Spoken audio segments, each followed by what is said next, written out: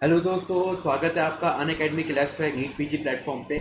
आज मैं आपके सामने एक नई रिकॉर्डिंग लेके आ रहा हूँ। आज मैं आपको स्टारवेशन और थर्मल इंजरी, इसके ऊपर मैं आपको पहले थ्योरी करवाऊंगा और उसके बाद फिर मैं एमसीक्यूज की कुछ प्रैक्टिस करवाऊंगा। तो दोस्तों, स्टार्ट करने से पहले थोड़ा सा अपने बारे में, थोड़ा अनअकैडमी के बारे में बता देता हूँ। मेरा नाम है डॉक्टर अंबुज मित्तल और मैं West Bengal University of Health Science का नया रह चुका हूँ। और दोस्तों, अपने पास आउट होने के बाद से मैं टीचिंग लाइन से जुड़ गया था। मैंने बहुत सारे स्टूडेंट्स को उनकी मंजिल तक पहुँचाया है। तो दोस्तों, जैसे मैंने आपको बताया कि थर्मल इंजरी और स्टार्वेशन, इसके ऊपर मैं जो है थ्योरी और फिर मैं कुछ एमसीक्यूज में करवाऊंगा। इसमें कुछ इमेजेस भी रहेंगी दोस्तों, तो आखिर तक बने रहिएगा। तो रिकॉर्डिंग स्टार्ट करने से पहले थोड़ा सा अनअकैडमी के बारे में बताया था। अनअकैडमी भाई के टॉप एजुकेटर्स यहाँ पे आपको नीट पीजी के लिए आपको गाइडेंस देते हैं, मेंटर करते हैं। यहाँ पे अलग अलग सब्जेक्ट्स के लिए अलग अलग एजुकेटर्स अवेलेबल हैं और ये एजुकेटर्स अपनी फील्ड में एकदम टॉप हैं। तो यहाँ पे जैसे आप अपनी स्क्रीन पे देख सकते हैं, अलग अलग एजुकेटर्स अलग अलग सब्जेक्ट्स के लिए। यहाँ पे दोस्तों स्पेशल क्लासेस भी होती हैं। इन स्पेशल क्लासेस का बेनिफिट ये होता है कि पूरी लाइव होती हैं। ये पूरी लाइव होती है। इसका मतलब ये है दोस्तों कि आप अपने घर पे बैठे बैठे लाइव क्लासेस का बेनिफिट उठाते हैं। यानी कि दोस्तों, आप अपने घर के सेफ इन्वायरमेंट में रहते हुए आप जो है लाइव क्लासेस अटेंड करते हैं। यहाँ पे दोस्तों कंप्लीट कवरेज मिलता है सिलेबस का। यहाँ पे दोस्तों आपको प्रिपरेशन के लिए मॉक टेस्ट की सुविधा भी मिलती है। इन मॉक टेस्ट के थ्रू आप अपना इवैल्यूएशन कर सकते हैं कि आपकी नॉलेज अभी कितनी है। यहाँ पे दोस्तों आपको फ्लेक्सिबल शेड्यूल्स मिलते हैं कि जैसे अगर मैं एग्जांपल के तौर पे इंटर्न्स की बात करूँ तो इंटर्न्स का डेली अलग अलग ड्यूटी आर रहता है। तो दोस्तों, ऐसे में वो एक अपना शेड्यूल मेंटेन नहीं रख पाते हैं, या ऑफलाइन के लिए ट्रैवलिंग करने की वजह से वो इतना वो नहीं कर पाते हैं, ट्रैवलिंग भी नहीं कर पाते हैं, आना जाना। तो दोस्तों, ऐसे में अनअकैडमी का प्लेटफॉर्म काफ़ी ज़्यादा मददगार रहेगा, क्योंकि दोस्तों यहाँ पे आप घर बैठे बैठे जो है आप खुद का टाइम टेबल बना सकते हैं। जैसे यानी कि सुबह दोपहर शाम रात जब चाहे तब आके यहाँ पे आप अपनी लर्निंग कर सकते हैं। यहाँ पे दोस्तों लैंग्वेज के लिए प्रेफरेंस मिलती है आपको, जैसे इंग्लिश है, हिंदी, मलयालम में, तमिल और भी बहुत सारे लैंग्वेज में यहाँ पे आप अपनी प्रिपरेशन आप कर सकते हैं। यहाँ पे दोस्तों प्रैक्टिस के लिए क्विजेस की सुविधा भी दी गई है। इन क्विजेस के थ्रू आप अपनी नॉलेज को भी टेस्ट कर सकते हैं। और दोस्तों, यहाँ पे अगर कोई वीडियो को अगर आपको डाउनलोड करना है तो आप दोस्तों डाउनलोड करके भी रख सकते हैं, ताकि आप उसको ऑफलाइन देख सको, मल्टीपल टाइम आप उसको देख सको। जैसे मैंने आपको बताया था दोस्तों, जो स्पेशल क्लासेस होती है वो पूरी लाइव होती हैं। तो दोस्तों, यहाँ पे आप एजुकेटर के साथ चैट कर सकते हैं, वन टू वन इंटरेक्शन कर सकते हैं, क्वेश्चन पूछ सकते हैं, उनके आंसर आपको तुरंत मिल जाएंगे, चीज़ों के ऊपर डिस्कस कर सकते हैं आप। दोस्तों, यहाँ पे आपको इंटरेक्टिव पोल की सुविधा मिलती है। फॉर एग्जांपल, मैंने आपसे कोई क्वेश्चन पूछा जिसके 4 ऑप्शन हैं, वो चारों ऑप्शन आपकी स्क्रीन के ऊपर डिस्प्ले हो जाएंगे। आपको सिंपली जो करेक्ट आंसर होगा वो क्लिक करना रहेगा। तो जैसे आप क्लिक करेंगे या उसका आंसर रिजल्ट तुरंत आपकी स्क्रीन के ऊपर डिस्प्ले हो जाएगा। तो दोस्तों, बहुत ही अच्छा फीचर लगता है मुझे ये, कि आप घर बैठे बैठे अपने सेफ इन्वायरमेंट में रहते रहते आप जो है लाइव क्लासेस तो उठा ही रहे हैं, उसके साथ साथ दोस्तों आप एजुकेटर के सामने आप एमसीक्यूज की प्रैक्टिस भी करते हैं। अगर दोस्तों आप बहुत ज़्यादा रिमोट एरिया में रहते हैं तो भी आपको घबराने की बात नहीं है। आपको बस इंटरनेट कनेक्शन चाहिए और आप हमसे जुड़े आएंगे। इसका you are learn any time anywhere. दोस्तों, आपको करना ये है, आपको अपने स्मार्टफोन में अनअकैडमी लर्निंग ऐप को इंस्टॉल करना है। इंस्टॉल करने के बाद दोस्तों आप सब्सक्रिप्शन ले सकते हैं। सब्सक्रिप्शन के लिए दोस्तों आपको डिफरेंट ऑप्शन अवेलेबल हैं, जैसे 1 month, 3 month, 6 month, 12 month, 24 month. दोस्तों, अगर सब्सक्रिप्शन के टाइम पर अगर आप मेरा रेफरल कोड यूज़ करेंगे LIVEDRAM, तो आपको एडिशनल 10% का डिस्काउंट आपको मिल जाएगा। इसका मतलब ये है दोस्तों कि अगर आप 1 मंथ का सब्सक्रिप्शन लेते हैं तो मेरा रेफरल कोड यूज़ करके आपको पड़ेगा 4500 का। 3 मंथ्स का लेते हैं तो दोस्तों मेरा रेफरल कोड यूज़ करके आपको पड़ेगा 11,250 का। 6 मंथ्स का लेते हैं तो दोस्तों मेरा रेफरल कोड यूज़ करके आपको पड़ेगा 18,000 का। 12 मंथ्स का लेते हैं तो दोस्तों मेरा रेफरल कोड यूज़ करके आपको पड़ेगा 22,500 का। ऐसे दोस्तों, अगर आप 24 मंथ्स का लेते हैं तो मेरा रेफरल कोड LIVEDRAM, मेरा रेफरल कोड यूज़ करके आपको पड़ेगा 27,000 रुपीज़ का। तो दोस्तों, जनरली तो इसके जो चार्जेस होते हैं वो होते हैं 30,000 रुपीज़, लेकिन दोस्तों मेरा रेफरल कोड यूज़ करके ये आपको पड़ेगा 27,000 रुपीज़। तो दोस्तों, ऐसे 12 मंथ के चार्जेस में अगर मैं 1 मंथ के चार्जेस और ऐड कर दूं तो ये भी दोस्तों होता है 27,000 रुपीज़। तो इसका ना ये है दोस्तों कि आपको जो है 1 मंथ का एक्स्ट्रा पे कर देने से आपको पूरे 2 साल का बेनिफिट मिलता है। यानी कि आपको पे करना है 13 मंथ्स के लिए लेकिन आपको जो दोस्तों बेनिफिट्स मिलेंगे दोस्तों पूरे 2 साल के लिए आपको मिलते हैं। तो दोस्तों ये चीज़ हम इसलिए कह रहे हैं क्योंकि दोस्तों अगर एग्ज़ाम पोस्टपोन नहीं होता है तो दोस्तों आपसे 7 महीने बाद एग्ज़ाम है। एग्ज़ाम के बाद दोस्तों फिर रिज़ल्ट आता है, रिज़ल्ट के बाद फिर दोस्तों काउंसलिंग होती है। तो दोस्तों हो सकता है कि बहुत सारी चीज़ें जो है दिमाग से स्किप होने लग जाएँ एग्ज़ाम के बाद। लेकिन दोस्तों अगर आपके पास सब्सक्रिप्शन रहेगा तो दोस्तों आप अपना जो पढ़ाई है उसके टच में रह सकते हैं। फॉर एग्ज़ाम्पल आपका अगर कोई ड्रीम ब्रांच है, ड्रीम सब्जेक्ट है, तो दोस्तों आप उसके अंदर अप टू डेट रह सकते हैं, महारत हासिल कर सकते हैं। आप जो है पढ़ाई के उसमें टच में बने रह सकते हैं। तो उससे क्या रहेगा कि आप जो है कांस्टेंट उस सब्जेक्ट के टच में रहेंगे। तो जब आप कॉलेज के अंदर एंटर करेंगे तो दोस्तों आपके पास एकदम अप टू डेट नॉलेज होगी। या दोस्तों अगर कोई वीक सब्जेक्ट रह गया है जो आप स्ट्रॉन्ग नहीं कर पाए तो दोस्तों एग्ज़ाम ख़त्म होने के बाद भी आप उसको स्ट्रॉन्ग बना सकते हैं। तो क्या रहेगा दोस्तों कि एज अ डॉक्टर हमारे जो है सभी सब्जेक्ट की नॉलेज हमारे पास अच्छी होनी चाहिए। तो दोस्तों आप अपना वीक सब्जेक्ट भी जो है स्ट्रॉन्ग बना सकते हैं, प्लस आपका जो ड्रीम सब्जेक्ट है उसको और भी ज़्यादा इम्प्रूव कर सकते हैं, उसको और भी ज़्यादा माहिर हासिल कर सकते हैं। तो दोस्तों बहुत सारे बेनिफिट्स हैं, एक बार सब्सक्रिप्शन लेके देखिए, आपको 100% बेनिफिट मिलेगा। तो दोस्तों स्टार्ट करने से पहले अपने अंदर पॉजिटिव एनर्जी लेके आए कि yes I can crack it, I can crack NEET PG. दोस्तों अपने अंदर ये बिलीव रखना बहुत ज़्यादा ज़रूरी होता है। ये बिलीव ही आपको जो है आपकी मंजिल तक पहुंचाता है। तो दोस्तों जैसे मैंने आपको कहा था कि एक रिकॉर्डेड दोस्तों ये एक रिकॉर्डेड सेशन है, तो उम्मीद करूंगा कि मैं आपको अच्छे से चीज़ें एक्सप्लेन कर सकूं। लेकिन दोस्तों अगर आपको किसी भी चीज़ की डाउट आती है तो आप ऐप के अंदर पूछ सकते हैं, वहाँ पे आप मैसेज कर सकते हैं या फिर आप वहाँ पे डायरेक्टली मुझसे पूछ सकते हैं।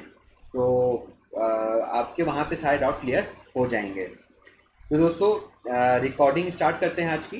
तो पहला टॉपिक है थर्मल डेथ।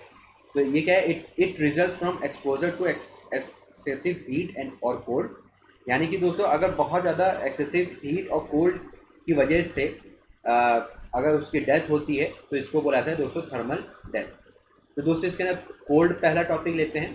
कोल्ड क्या होता है दोस्तों, hypothermia is defined as oral or axillary temperature less than 35 degree centigrade thermoregulatory centres यानी कि hypothalamus fails to function when temperature falls below 30 degree centigrade. तो दोस्तों हाइपोथर्मिया कब होती है, जब ओरल या फिर एक्सिलरी टेम्परेचर जब थर्मामीटर से जब हम नापेंगे तो 35 डिग्री सेंटीग्रेड से कम आएगा, तो दोस्तों उसको बोला जाता है हाइपोथर्मिया। तो दोस्तों इसके अंदर क्या होता है, जो हमारे जो थर्मो रेगुलेटरी सेंटर्स होते हैं, जो हाइपोथैलेमस है वो दोस्तों टेम्परेचर को रेगुलेट नहीं कर पाता है और वो फेल कर जाता है fails to function when temperature falls below 30 degree centigrade. इसमें लोकलाइज इफेक्ट क्या क्या आते हैं दोस्तों, फ्रॉस्ट बाइट आता है अगर ड्राई कोल्ड अगर मिलता है तो, ट्रेंच फुट और इमर्शन फुट यानी कि अगर मॉइस्ट कोल्ड यानी कि मान लीजिए किसी का पानी में ठंडे पानी में अगर मान लीजिए उसका पैर है काफ़ी टाइम से, तो दोस्तों उसके अंदर इमर्शन फुट या फिर ट्रेंच फुट हो सकता है। Moist cold is more lethal than dry cold. तो दोस्तों ध्यान रहे ठंडे पानी में अगर कोई रहेगा उसका पैर रहता है तो दोस्तों ये ज़्यादा घातक रहेगा as compare to dry cold के कंपेयर में।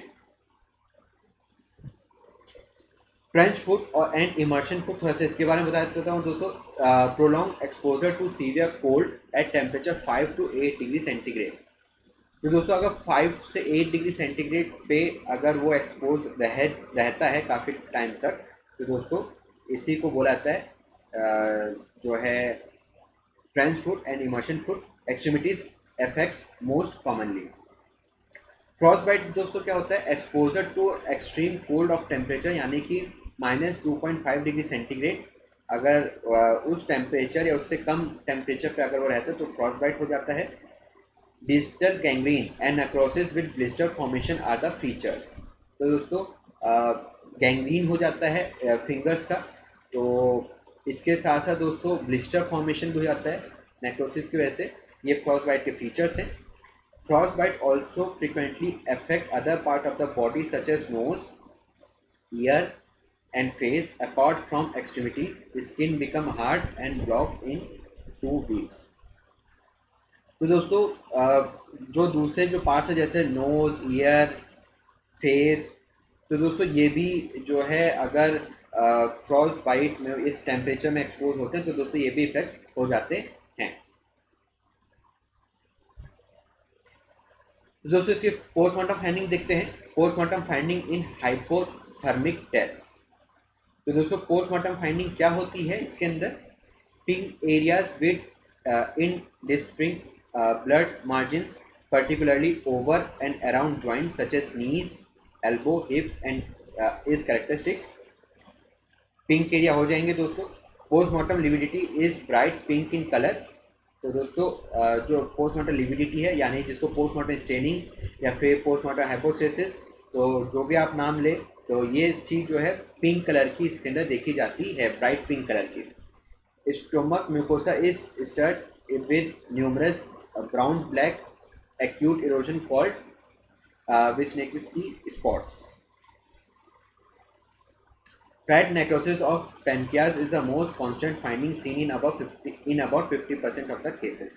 तो दोस्तों पेनक्रियाज का फैट नेक्रोसिस देखा जाता है इसके अंदर। Lipid depletion of adrenal gland. तो दोस्तों लिपिड का डिप्लीशन भी देखा जाता है एड्रिनल ग्लैंड के अंदर।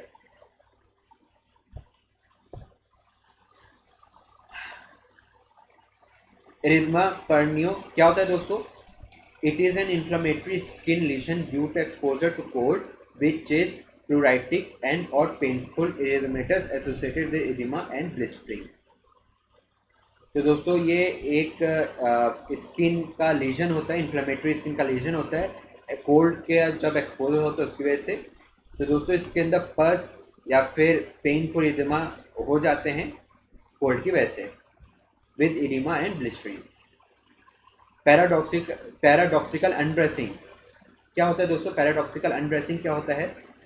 occurs when exposed to severe hypothermia, failure of thermoregulatory center leads to cutaneous vasodilation and shifting of core blood to cutaneous circulation, hence person feels a sense of warmth so he discards all his clothes। तो दोस्तों thermo regulatory centres अगर मान लीजिए fail कर जाता है, जैसे कि मैंने हाइपोथैलेमस आपको बताया था मैंने, तो हाइपोथैलेमस अगर अच्छे से टेम्परेचर को रेगुलेट नहीं कर पाता है तो दोस्तों इससे क्या होगा, एक कन्फ्यूजन इसके अंदर क्या होगा दोस्तों, पर्सन को लगेगा कि वो वार्म, वो गर्म हो रहा है।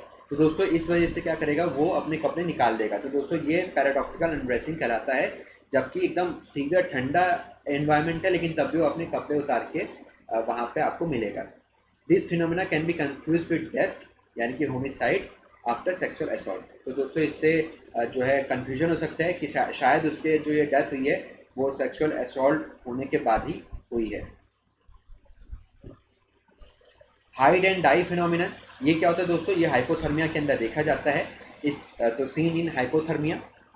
Hypothermia leads to mental confusion causing strange behaviour. तो दोस्तों मेंटल कंफ्यूजन इसके अंदर हो जाता है। The victim is disoriented and attempt to protect himself from cold by hiding himself in corners, covered or under the piles of furniture. तो दोस्तों confusion की वजह से वो अपने आप को क्या करेगा दोस्तों, क्या अपने आप को प्रोटेक्ट करने के लिए, वो ठंडे से बचने के लिए दोस्तों क्या करेगा, किसी रूम के कॉर्नर में छुप जाएगा या अलमीरा के नीचे छुप जाएगा या फर्नीचर के नीचे छुप जाएगा। तो दोस्तों ये मेंटल कंफ्यूजन की वजह से ये होता है।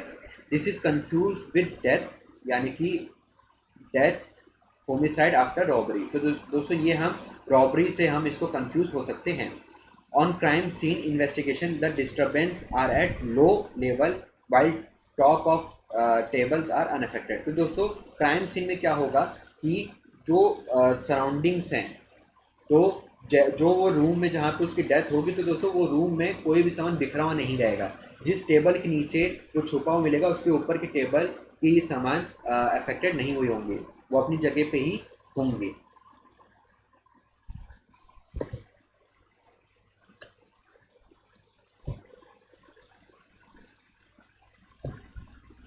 नेक्स्ट दोस्तों देखते हैं हीट।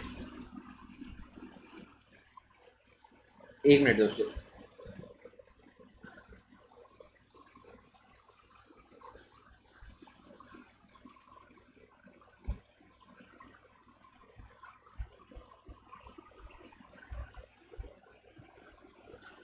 नेक्स्ट दोस्तों देखते हैं हीट। अभी तक हमने कोल्ड के बारे में देखा दोस्तों, अब हम देखेंगे हीट के बारे में। तो exposure to high environmental temperature results in manifestation of different clinical condition such as heat cramp, heat syncope and heat stroke.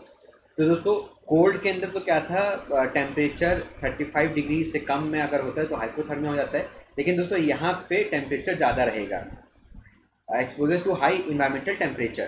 तो दोस्तों अगर इन्वायरमेंट का टेम्परेचर अगर हाई है तो उसकी वजह से क्या होगा दोस्तों, heat cramp, heat syncope and heat stroke जैसी कंडीशन देखने को मिलती हैं। तो दोस्तों एक एक करके इसको देखते हैं। तो जनरलाइज इफेक्ट्स क्या क्या आते हैं दोस्तों, हीट क्रैम्प्स, जिसको दोस्तों माइनस क्रैम्प या फिर फायरआर्म क्रैम्प्स के नाम से भी हम जानते हैं। क्या होता है दोस्तों, they are cause by rapid dehydration of body through the loss of water and salt in the sweat. Muscle cramp is due to loss of sodium ions. तो दोस्तों ये क्या होता है, डिहाइड्रेशन होने की वजह से, तो rapid dehydration of body through the loss of water and salt in the sweat. तो दोस्तों उस वजह से हीट क्रैम्प्स इसके अंदर आते हैं। हीट हाइपरपायरेक्सिया और हीट स्ट्रोक, ये क्या होता है दोस्तों, the term thermic fever or sunstroke is used when there has been direct exposure to sun, complete absence of sweating। तो दोस्तों यहाँ पे complete absence of sweating यहाँ पे देखी जाती है। तो दोस्तों अगर मान लीजिए डायरेक्ट एक्सपोजर अगर सन के रहता है काफ़ी टाइम तक, तो उस केस में हीट स्ट्रोक हो जाता है। The term thermic fever or heat sun stroke is use when there has been direct exposure to the sun. इसके अंदर दोस्तों ड्राई हॉट स्किन रहेगी, प्यूपिल कॉन्स्ट्रिक्टेड रहती हैं दोस्तों। तो जो बॉडी का कोर टेम्परेचर है वो अबव 41 डिग्री सेंटीग्रेड तक पहुंच जाता है। Impaired consciousness, delirium and convulsions, ये सारी चीज़ें देखी जाती हैं।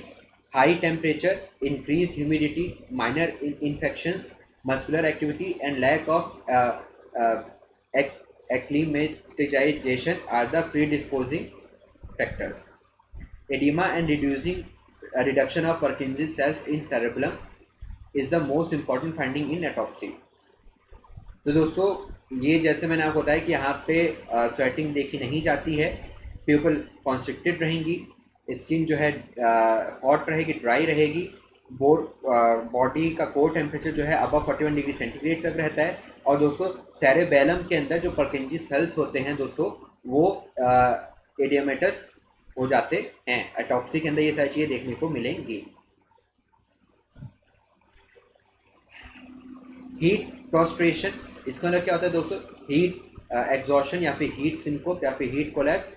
ये क्या होता है दोस्तों, due to exposure to excessive heat, victim collapse without increase in body temperature. Main cause of death is vascular collapse and syncope. तो दोस्तों अगर बहुत ज़्यादा एक्सटेंसिव हीट का एक्सपोजर अगर हो जाता है दोस्तों, तो उस केस में यह हीट सिंकोप देखा जाता है। तो दोस्तों विक्टिम जो है कोलैप्स हो जाएगा, यानी गिर जाएगा वो without increase in body temperature. Body का टेम्परेचर है बिना जो है दोस्तों विक्टिम कोलैप्स हो जाता है, गिर जाता है वो। तो दोस्तों कोल्ड और हीट के बाद हम देखते हैं बर्न। तो बर्न क्या है दोस्तों, burn is an injury cause by application of heat. Minimum temperature to produce burn is 44 degree centigrade. Characteristics feature of flame burn. तो दोस्तों आग से जलने का जो है क्या क्या कैरेक्टरिस्टिक्स फाइंडिंग देखे जाएंगे। सिंजिंग ऑफ हेयर्स देखा जाता है दोस्तों। ब्लैकनिंग ऑफ स्किन देखा जाता है दोस्तों। मे और मे नॉट प्रोड्यूस ब्लिस्टरिंग। तो दोस्तों यहाँ पे जो छाले हैं वो हो भी सकते हैं और नहीं भी हो सकते हैं। नेक्स्ट दोस्तों देखते हैं कोरोसिव बर्न्स के बारे में।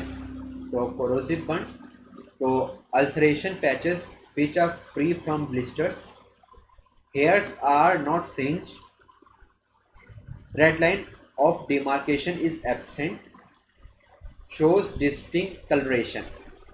तो दोस्तों कोरोसिव बर्न जैसे मान लीजिए जो तेजाब वगैरह है, अगर मान लीजिए उनसे अगर जला है कोई पर्सन, तो ये है उसके characteristics.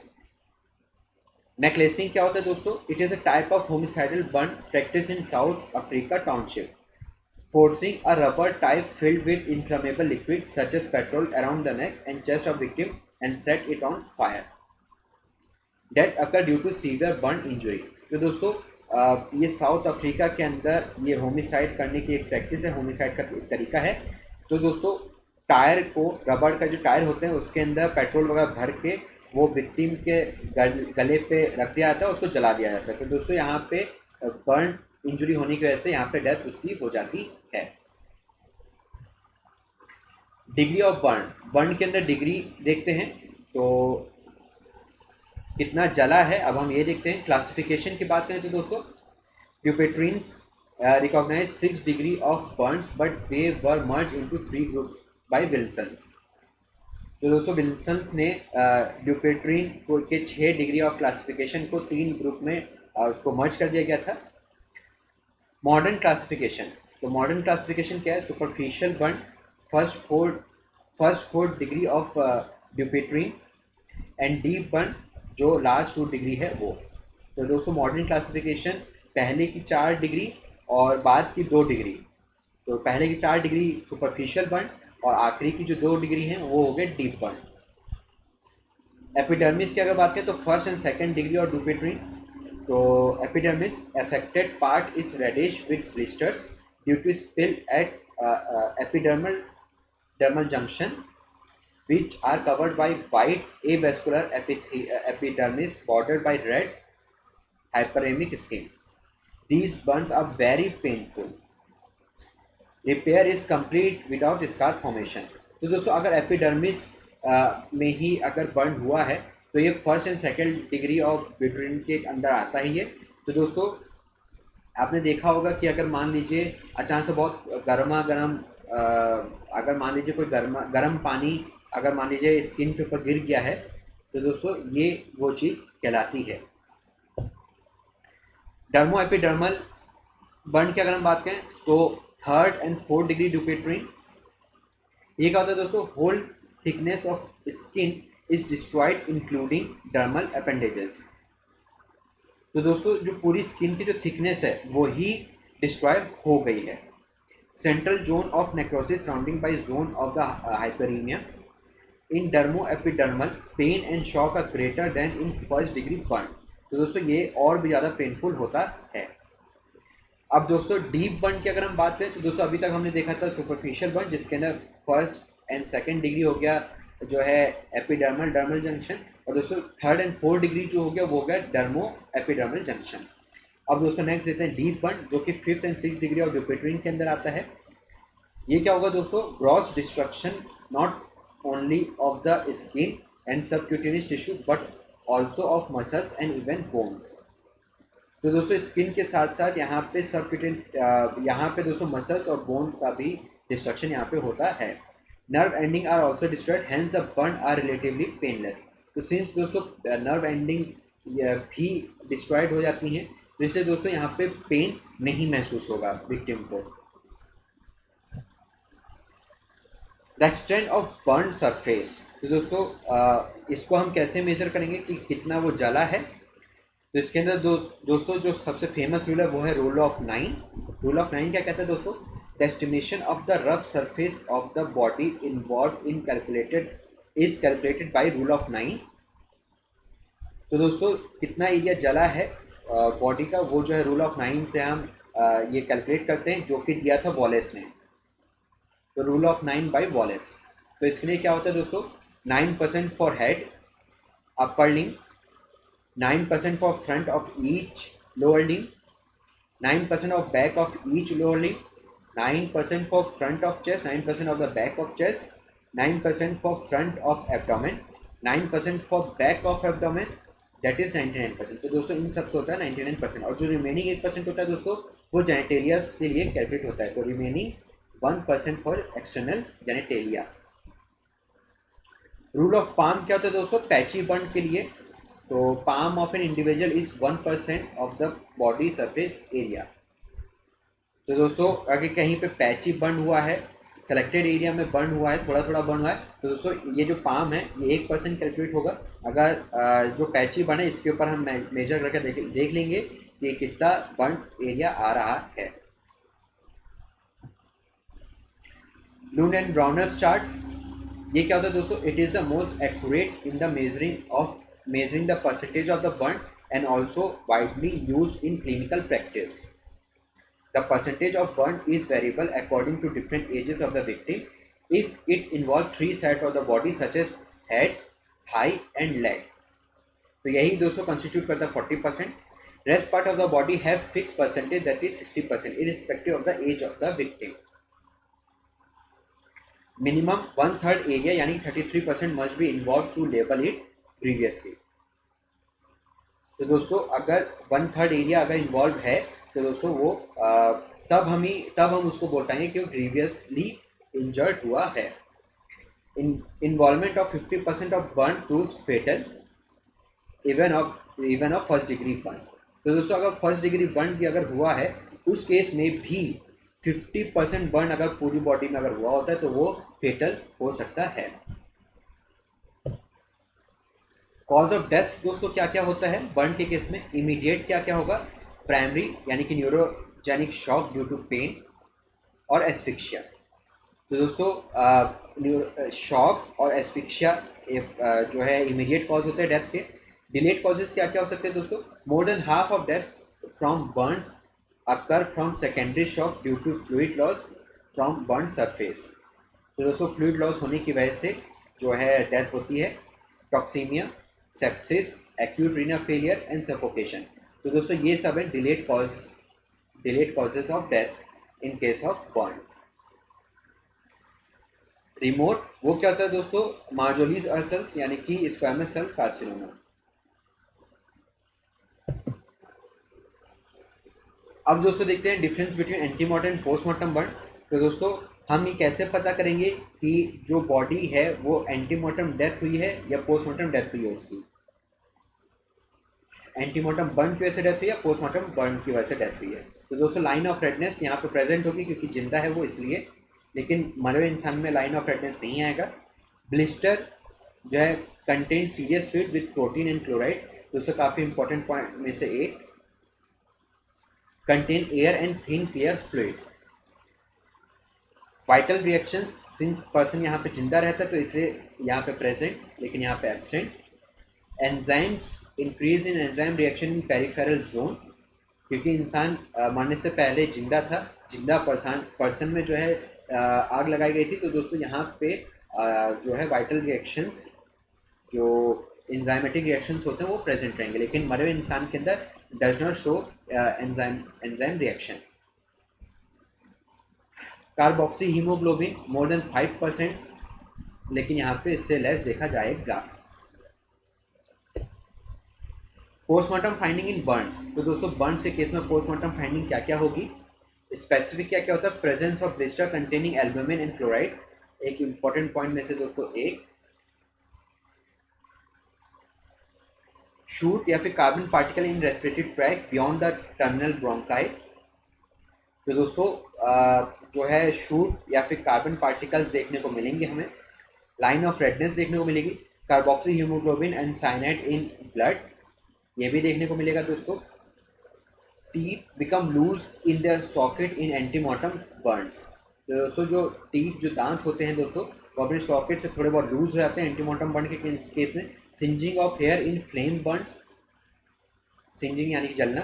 Presence of carbon particles in the terminal bronchioles along with elevated carbon monoxide saturation are the absolute proof of antemortem burn. तो दोस्तों कार्बन पार्टिकल अगर हैं उसके साथ साथ दोस्तों जो कार्बन मोनोऑक्साइड का लेवल है वो भी एलिवेटेड है। तो दोस्तों ये एंटीमॉर्टम बर्न का एक एब्सोल्यूट प्रूफ यहाँ पे मिल जाता है। लैरेंशियल इडियमा एंड साइनोसिस, ये भी देखने को मिलता है। Curling ulcer are seen in duodenum, duodenum में क्योरिंग अल्सर, माफ कीजिएगा क्योरिंग अल्सर देखने को यहाँ पे मिलता है। तो दोस्तों अभी तक हमने देखे तो स्पेसिफिक फीचर्स, अब हम देखेंगे नॉन स्पेसिफिक फीचर। प्यूजिलिस्टिक एटीट्यूड यानी कि बॉक्सिंग एटीट्यूड, मैंने इमेजेस में आखिरी में रखी हुई है दोस्तों, तो उसमें आपको अच्छे से समझ में आ जाएगा। तो प्यूजिलिस्टिक एटीट्यूड क्या होता है दोस्तों? Boxing, fencing or defence attitude due to coagulation of muscle protein which causes contraction. It is seen in both antemortem from postmortem burn. Hence, it is not considered as a feature to differentiate antemortem from postmortem burn. तो दोस्तों ये antemortem postmortem burn दोनों ही case में देखा जा सकता है प्यूजिलिस्टिक attitude. Heat rupture क्या होता है दोस्तों? Skin and underline muscular rupture showing irregular margins. Blood vessels and nerve are intact at floor. Absence of bleeding bruising and vital reactions are characteristics. Resemble in size or lacerated wound, mostly seen over fleshy area and extensor surface and joints. तो heat rupture दोस्तों skin फटेगी, काफ़ी ज़्यादा heat होने की वजह से दोस्तों जो मस्कुलर है, मसल पार्ट है, जो स्किन है, ये रप्चर कर जाती है बहुत ज़्यादा एक्सेसिव हीट की वजह से। हीट हेमाटोमा क्या होता है दोस्तों? Heat haematoma resembles extradural haemorrhage, clot has honeycomb appearance, light colgate color, mostly in temporo-parietal region of skull। यहाँ पे देखा जाता है दोस्तों। थर्मल फ्रैक्चर क्या होगा दोस्तों? They do not cross suture line fracture, usually seen in either side above the template. Puppet organ क्या होता है दोस्तों? इन thermal burn the internal organ become shrunken, firm and fixed due to excessive heat. This is called as puppet organ। तो दोस्तों thermal burn के अंदर ही देखा जाता है, तो जो इंटरनल ऑर्गन्स होते हैं दोस्तों वो श्रंक कर जाएंगे, फर्म हो जाएंगे और फिक्स हो जाएंगे बहुत ज़्यादा हीट की वजह से। स्ट्रीट एंड एवेन्यू फ्रैक्चर ये क्या होता है दोस्तों? It is the thermal fracture of long bone which is compose of jag line of fracture at right angle to each other. ये होता है दोस्तों street and avenue fracture. Next दोस्तों देखते हैं स्कार्ड। स्कार का दोस्तों अगर मान लीजिए 60 डिग्री के अबव का कोई लिक्विड है, जैसे उबलता हुआ दूध या फिर चाय या फिर खौलता हुआ पानी, तो दोस्तों अगर गिर जाता है तो उससे छाले पड़ जाते हैं। It results from application of liquid above 60 degree centigrade for full thickness, scar temperature of above 70 degree centigrade and above. तो दोस्तों जैसे मैंने कहा छाले पड़ जाते हैं, तो कैरेक्टरिस्टिक फीचर्स क्या क्या आएंगे दोस्तों इसके अंदर? Presence of splashing, skin is sodden and bleached, line of redness present with vesicles over the burnt area, absence of charring, singeing in ulceration, scalding can occur through clothes and clothes worsen the damage। तो दोस्तों ये कोई मान लीजिए 60 degree के above का कोई liquid अगर गिर गया है तो उससे स्कार्ड का फॉर्मेशन होता है। नेक्स्ट दोस्तों देखते हैं electrical injury.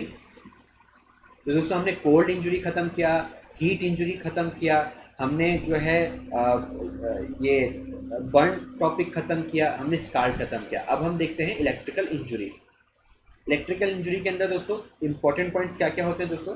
Electrical injury is produce either bye alternative current और डायरेक्ट करंट, यानी कि AC या फिर DC दोनों से ही इंजरी हो सकती है। जिसके अंदर जो AC है, alternating current AC is 4 to 5 times as dangerous as an equal voltage of direct current। तो दोस्तों अगर दोनों का सेम वोल्टेज है लेकिन तब भी AC करंट ज़्यादा खतरनाक होगी, 4 से 5 गुना ज़्यादा खतरनाक होगी DC करंट से।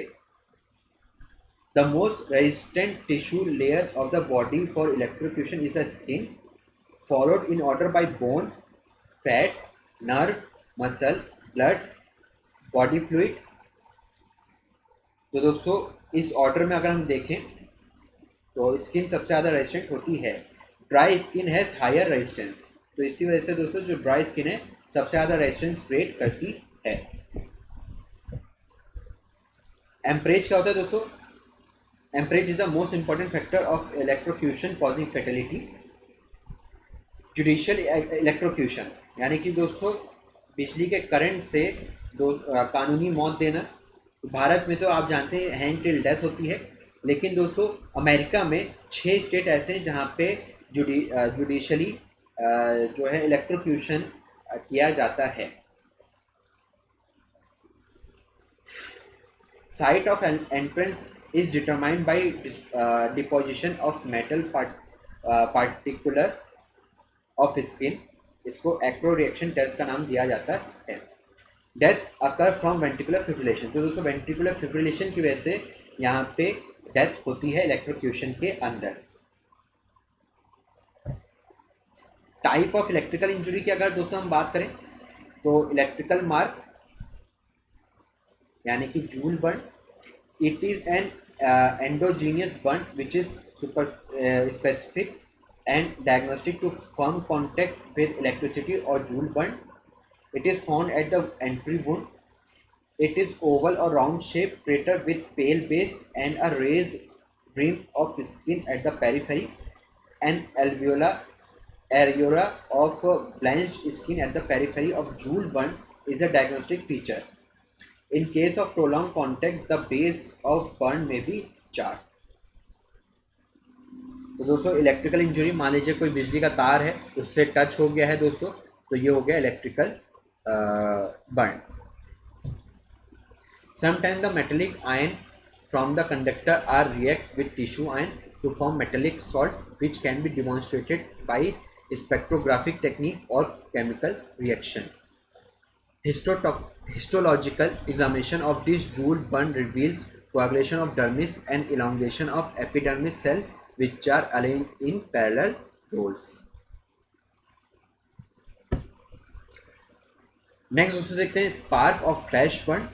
स्पार्क ऑफ फ्लैश बर्न दोस्तों क्या होता है? Spark burn is due to an air gap between the conductor and the skin so that extremely high temperature produced due to spark cause the epidermal keratin to melt, and on cooling this molten keratin fused to form brown to yellow raised nodule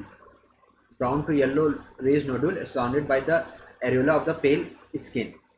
This multiple burnt or punched or lesion due to arc dancing of high voltage current over larger area of body are called as crocodile flash burn. इसी को दोस्तों बोला जाता है crocodile flash burn. This flash burn resemble thermal burn and is exogenous burn. If the same is on eye, produce an arc eye.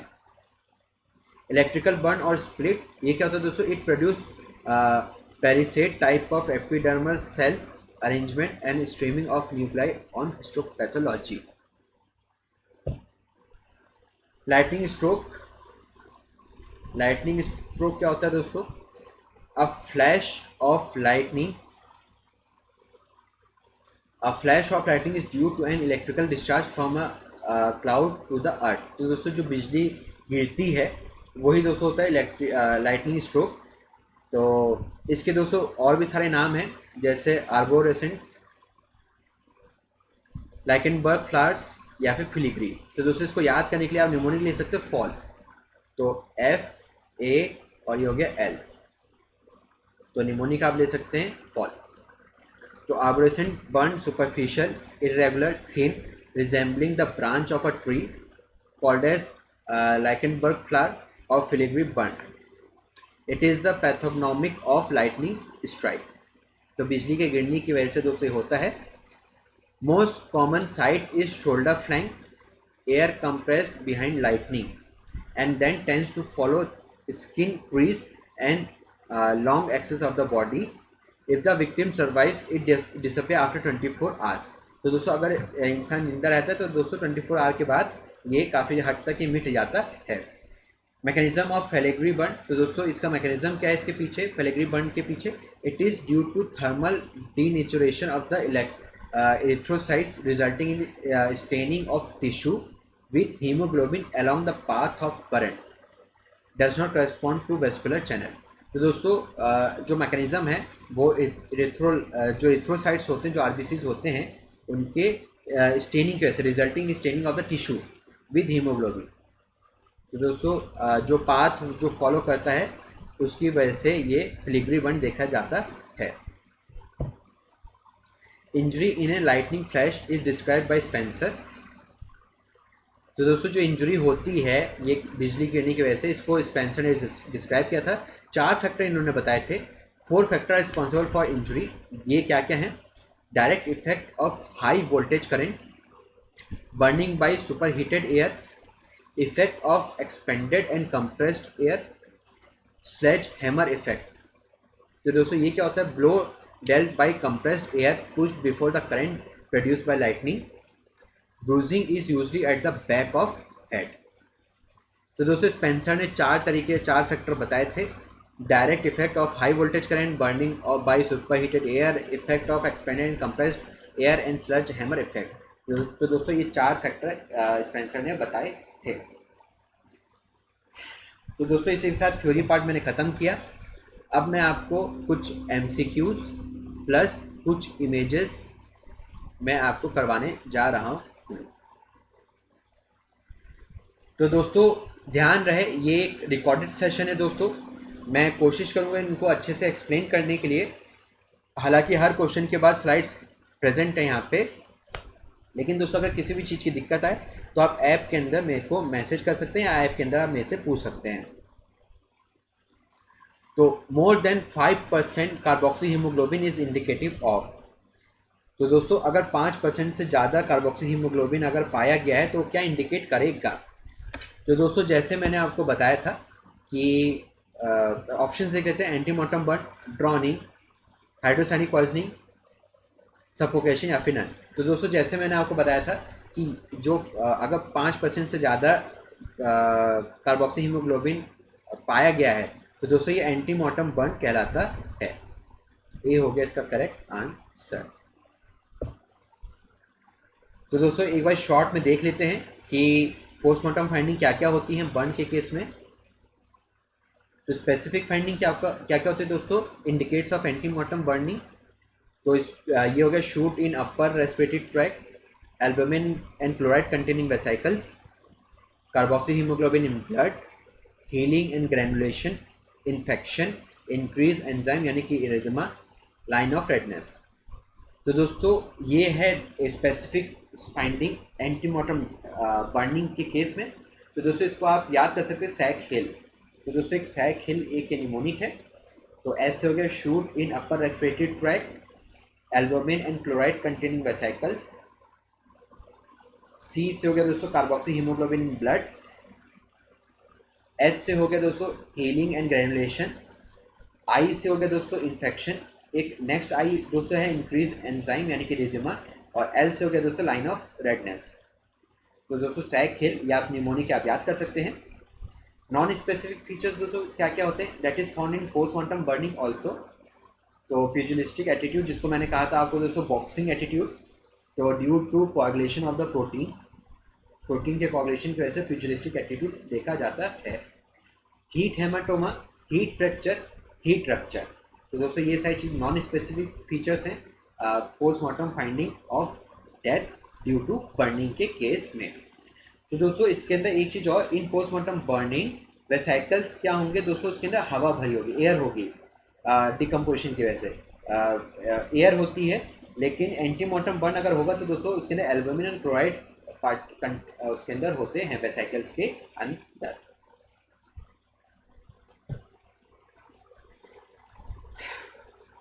Next दोस्तों देखते हैं, in a completely charred body at autopsy, medical officer can say that the burn are antemortem if he can find। तो दोस्तों हम कैसे पता करेंगे कि एंटीमोर्टम डेथ हुई है? Soot in respiratory passage, cyanosis of fingernail, congestion of kidney, tail, internal organ. तो दोस्तों जो एंटीमोर्टम फाइंडिंग के लिए दोस्तों शूट इन रेस्पिरेटरी पैसेज, ये हो गया दोस्तों इसका करेक्ट आंसर। तो ये हो गया इसका करेक्ट आंसर। तो साइनसिस ऑफ फिंगरनेल नहीं, कंजेशन ऑफ द किडनी नहीं, टेल इंटरनल ऑर्गन नहीं। तो दोस्तों ये हो गया इसका करेक्ट आंसर। नेक्स्ट दोस्तों देखते हैं, 25-year female was found in room with 100% burn on her body. The tongue was protruding out. Body was in pugilistic attitude. Body is in pugilistic attitude. With heat rupture, peeling of skin and heat hematoma and heat fracture of skull. Carboxy hemoglobin was 25% and shoot particle were present in trachea. Which of the combination of two findings will establish that the burns were antemortem in nature? तो दोस्तों इन सब characteristic findings के अंदर वो कौन से दो finding है जिससे हम पता कर पाएंगे कि एंटीमोर्टम डेथ हुई है? Heat haematoma and heat rupture, B heat fracture of the skull and peeling of the skin, C heat haematoma and pugilistic attitude, D carboxy haemoglobin 25% है and soot particle in trachea. तो दोस्तों since यहाँ पे जो carboxy haemoglobin 5% से ज़्यादा है, यहाँ पे 25% है, तो दोस्तों यहाँ पे जो ऑप्शन डी है ये हो गया दोस्तों इसका करेक्ट आंसर। तो डी हो गया दोस्तों इसका करेक्ट आंसर। तो heat haematoma and heat rupture नहीं, heat fracture of the skull and peeling of the skin नहीं, heat, haematoma and pugilistic attitude नहीं। तो दोस्तों डी हो गया इसका करेक्ट आंसर। तो दोस्तों एक बार फिर से हम देख लेते हैं कि पोस्टमार्टम फाइंडिंग क्या क्या होती है। तो स्पेसिफिक फाइंडिंग क्या क्या होता है दोस्तों, इसके लिए मैंने आपको बताया था सैक हिल निमोनिक। तो एस हो गया soot in upper respiratory tract, albumin chloride containing vesicle, carboxy haemoglobin in blood वो भी 5% से ज़्यादा, healing and granulation, infection, increase enzyme यानी कि रिजिमा एंड लाइन ऑफ रेडनेस। तो दोस्तों एल्बुमिन क्लोराइड कंटेनिंग वेसिकल ये पॉइंट इसके लिए है। पोस्टमार्टम के अंदर पोस्टमार्टम बर्निंग के अंदर दोस्तों वेसिकल्स के अंदर एयर होगी, लेकिन एंटीमार्टम बर्न के अंदर दोस्तों वेसिकल्स के अंदर क्लोराइड एंड एल्बुमिन होती है। नॉन स्पेसिफिक फाइंडिंग्स दोस्तों क्या क्या होंगी, जैसे मैंने आपको बताया प्यूजिलिस्टिक एटीट्यूड, बॉक्सिंग एटीट्यूड जिसको बोलते हैं, कोएगुलेशन ऑफ प्रोटीन की वजह से, हीट हेमाटोमा, हीट रप्चर और हीट फ्रैक्चर। नेक्स्ट दोस्तों देखते हैं in an antemortem burn which is not true. तो एंटीमार्टम बर्न के अंदर क्या चीज़ करेक्ट नहीं है। तो line of redness, increase in enzyme, vesicle formation, non albuminous bulla. तो दोस्तों जो एंटीमार्टम बर्न की अगर हम बात करें तो लाइन ऑफ रेडनेस होती है, इंक्रीज एंजाइम, इरिजिमा बोला है तो वही होता है, वेसिकल फॉर्मेशन जिसके अंदर क्लोराइड और एल्ब्यूमिन होता है, और नॉन एल्ब्यूमिनस बुल्ला तो दोस्तों ये नहीं होता है। तो ये डी हो गया दोस्तों इसका करेक्ट आंसर। तो दोस्तों non albuminous Bulla, vesicle in antemortem burn contain albuminous fluid and chloride, while vesicle in postmortem burn contain air. तो ये चीज़ ध्यान रखिएगा दोस्तों, पोस्टमार्टम बर्न के अंदर एयर रहेगा वेसिकल्स के अंदर, लेकिन एंटीमार्टम बर्न के अंदर एल्ब्यूमिन और क्लोराइड पाया जाता है। तो दोस्तों इमेज को आइडेंटिफाई करना है। तो दोस्तों ये जो आप फटी स्किन देख रहे हैं, ये जो आप फटी स्किन आप जो देख रहे हैं, यही है दोस्तों हीट रप्चर।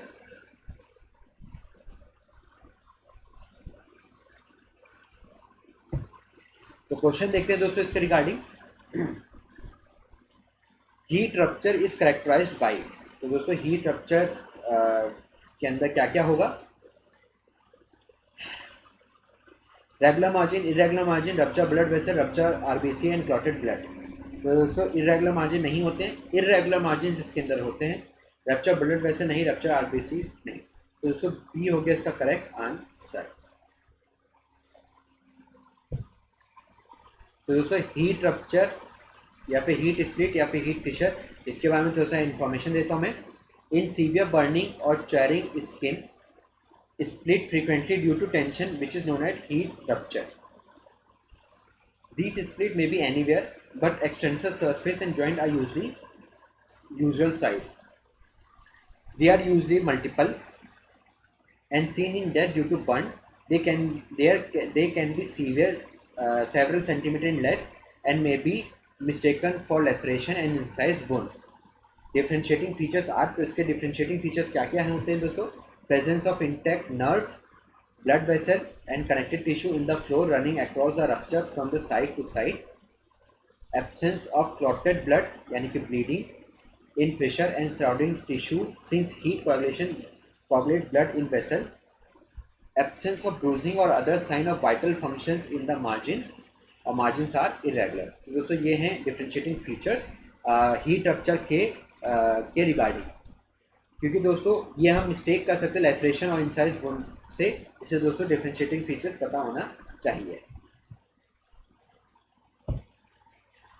तो दोस्तों आइडेंटिफाई करनी है इमेज को। तो दोस्तों ये जो इमेज है ये है दोस्तों प्यूजिलिस्टिक एटीट्यूड या फिर बॉक्सिंग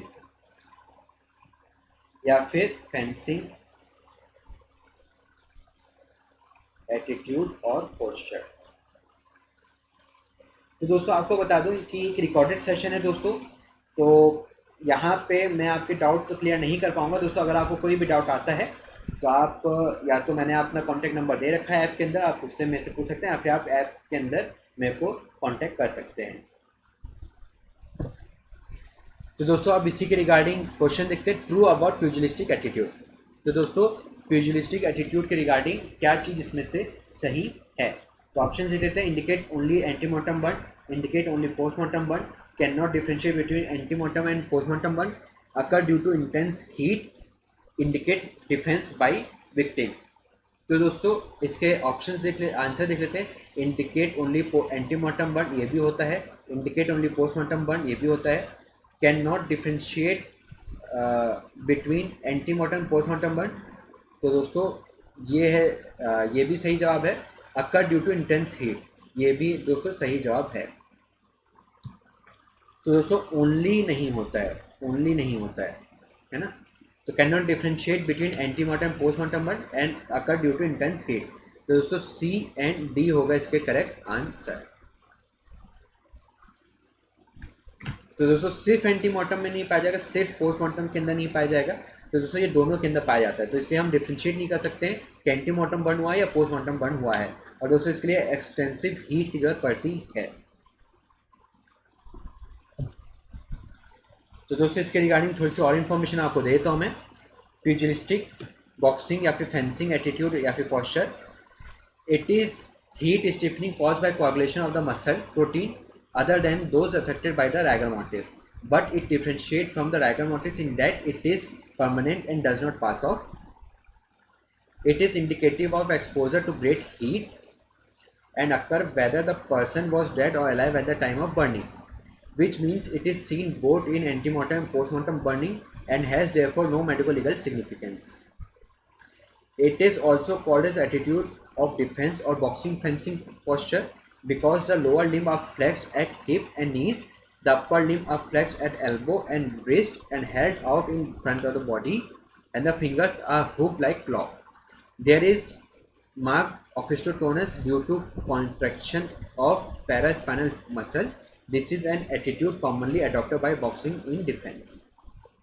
तो इसलिए दोस्तों इसका नाम दिया गया है boxers attitude.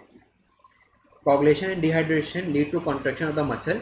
The flexor muscle being bulkier than extensor contract more powerfully lead to flexion of all joint. तो दोस्तों इंपॉर्टेंट लाइन में से एक है the flexor muscle being bulkier than extensor contract more powerfully. It occur whether a living or dead body is burned, which means it has nothing to do with defense of victim. Specific features क्या होंगे दोस्तों, which indicate antemortem burning. Inhaled smoke is seen in black particle of soot mixed with mucus covering the cutaneous lining of air passage. Carboxyhemoglobin in blood, vesicle contain albumin and chloride, there is line of redness, and increased enzyme level in the peripheral zone of burn. The delayed death from burning that may be acute tubular necrosis and curling ulcer. Next question देखते हैं। Pugilistic attitude is due to. तो दोस्तों प्यूजिलिस्टिक जो attitude होता है वो किसकी वजह से होता है? Lipolysis, protein coagulation, carbohydrate coagulation या फिर लाइपोजेनेसिस। तो दोस्तों जैसे मैंने आपको बताया था प्रोटीन के कोएगुलेशन की वजह से ये होता है, तो लाइपोलाइसिस नहीं, प्रोटीन कोएगुलेशन सही जवाब है। कार्बोहाइड्रेट कोएगुलेशन नहीं, लाइपोजेनेसिस नहीं। तो दोस्तों बी हो गया इसका करेक्ट आंसर। नेक्स्ट क्वेश्चन देखते हैं। Pugilistic attitude is in burn is seen in antemortem burn, postmortem burn, homicidal burn, suicidal burn या फिर both antemortem burn and postmortem burn. तो दोस्तों जो प्यूजिलिस्टिक एटीट्यूड है ये दोस्तों एंटीमोर्टम पोस्टमार्टम दोनों ही बर्न के केस के अंदर देखा जा सकता है। तो इन सभी ऑप्शन में से ये ई ऑप्शन ज़्यादा अप्रोप्रिएट बैठ रहा है इस क्वेश्चन के रिगार्डिंग। तो ई हो गया दोस्तों इसका करेक्ट आंसर।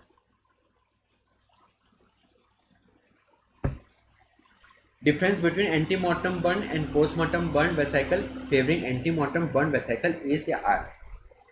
तो दोस्तों एंटीमोर्टम बर्न के वेसिकल के फेवर में देखते हैं कौन कौन से ऑप्शन इसके अंदर आते हैं। Tissue beneath vesicle is dry, hard and yellow, protein and chloride in vesicle are more, oedema is present, fluid in the vesicle is scanty. तो दोस्तों फेवर करना है एंटीमोर्टम बर्न का, तो देखते हैं दोस्तों tissue beneath vesicle is dry, hard and yellow नहीं, protein and chloride in vesicle are more ये सही जवाब है, एडिमा इज प्रेजेंट ये भी दोस्तों सही जवाब है, fluid in the vesicle is scanty नहीं दोस्तों।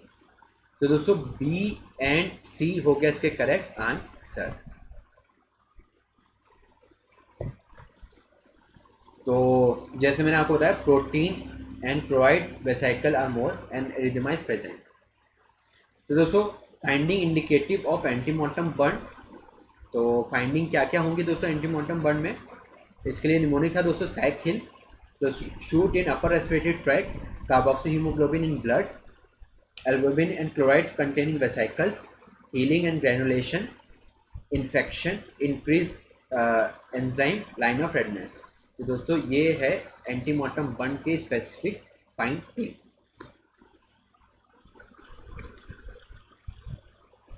नेक्स्ट दोस्तों देखते हैं false vesication difference from true vesication except.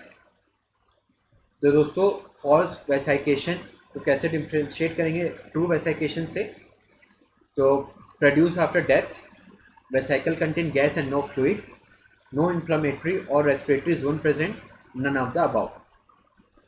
तो दोस्तों produce after death false vesication के अंदर सही है। Vesicles contain gas and no fluid, ये भी सही है दोस्तों। फॉल्स वेसाइकेशन के अंदर गैसेस पाई जाती है, एयर पाई जाती है, फ्लूइड नहीं पाता है। No inflammatory and respiratory zone present, ये भी दोस्तों सही जवाब है। तो दोस्तों एक्सेप्ट पूछा गया है तो none of the above, D हो गया दोस्तों इसका करेक्ट आंसर। तो डी हो गया नन करेक्ट आंसर। तो दोस्तों एंटीमोर्टम बर्न और पोस्टमॉर्टम बर्न के बीच का डिफरेंशिएटिंग फीचर्स एक बार बता देता हूँ आपको।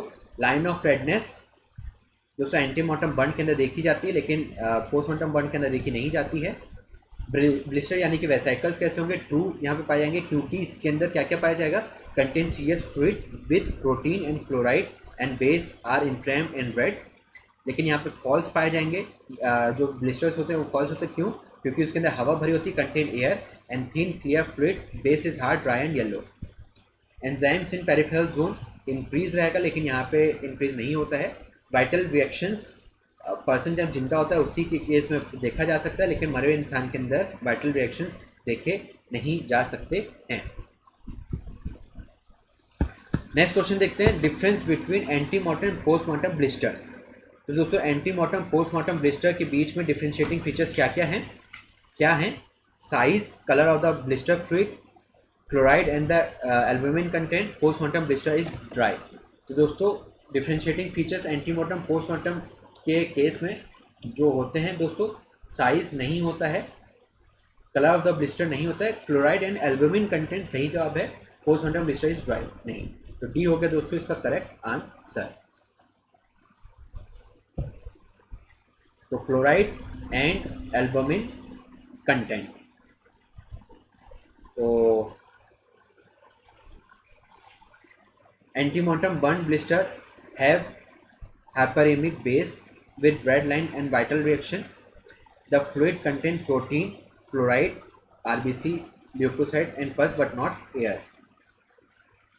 Blister fluid contain high albumin, chloride and blood corpuscles in antemortem burn, while in postmortem burn they usually contain air, and if fluid then it is not albuminic without chloride and blood corpuscles।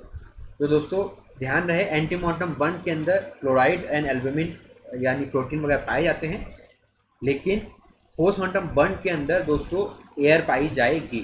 इस चीज़ का खास तौर पे ध्यान रखना है। Next question देखते हैं दोस्तों, बर्न यानी कि heat haematoma is seen between. तो दोस्तों हीट हेमाटोमा किसके अंदर देखा जाता है? तो skull and dura, brain and arachnoid, arachnoid and pia, या फिर पाया एंड ड्यूरा। तो दोस्तों जो हीट हेमाटोमा है ये पाया जाता है दोस्तों स्कल एंड ड्यूरा के बीच में, ब्रेन एंड एरेक्नॉइड नहीं, एरेक्नॉइड एंड पाया नहीं, पाया एंड ड्यूरा नहीं। तो ए हो गया दोस्तों इसका करेक्ट आंसर। तो दोस्तों एक्स्ट्राड्यूरल हेमरेज देखा जाता है इसके अंदर, तो स्कल एंड ड्यूरा। तो heat haematoma occur when the head has been exposed to extensive heat and it resembles extradural hemorrhage that is lie between skull and dura matter. Which cause of death would cause an elevated level of cyanide? तो दोस्तों किस इनमें से कौन सी death के अंदर एक option दोस्तों अगर हम इसके अंदर चूज करें तो किस डेथ के अंदर एलिवेटेड लेवल ऑफ साइनाइड देखे जाएंगे? तो कोल्ड, स्टार्वेशन, थर्मल बर्न या फिर पॉइजनिंग। तो दोस्तों कोल्ड नहीं, स्टार्वेशन नहीं, थर्मल बर्न यानी कि अगर मान लीजिए आग से जलने से अगर होता है तो दोस्तों उसके अंदर देखा था पॉइजनिंग नहीं। तो दोस्तों सी हो गया इसका करेक्ट आंसर। तो दोस्तों elevated level of cyanide are seen in thermal burn specially where plastic and paint are burning. तो इस केस में दोस्तों साइनाइड का लेवल बढ़ा हुआ मिलेगा। Cause of death in burn, तो कॉज ऑफ डेथ क्या क्या होते हैं दोस्तों? इमीडिएट कॉज क्या क्या हो सकते हैं? Neurogenic shock, secondary shock due to volume depletion, asphyxia यानी कि suffocation due to inhalation of CO2 and carbon monoxide but not due to lack of oxygen, cyanide intoxication, fat embolism and accidental injury. तो दोस्तों ये सारे features हैं cause of death के in case of burning. Delayed के case के अंदर क्या क्या हो सकता है दोस्तों? Acute tubular necrosis and infection and inflammation. तो दोस्तों ये सारे हो गए delayed causes of death in case of burning. तो दोस्तों ये चीज़ आप लोग ध्यान रखिएगा कि फ्लेम क्या क्या इमिट करती हैं। फ्लेम क्या क्या इमिट करती हैं? Carbon monoxide, cyanide and carbon deposit. यही दोस्तों शूट पार्टिकल ट्रैकिया में पाए जाते हैं।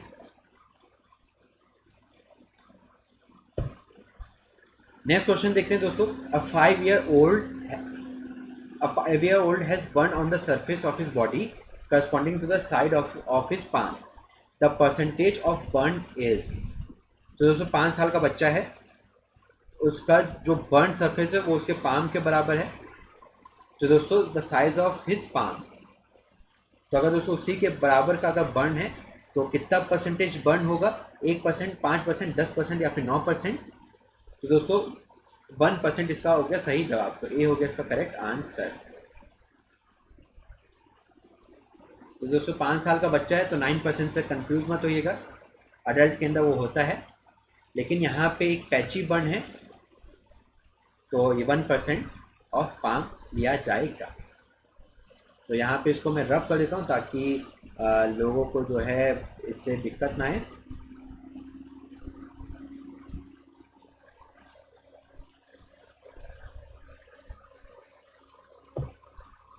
तो दोस्तों आंसर है 1%। क्यों?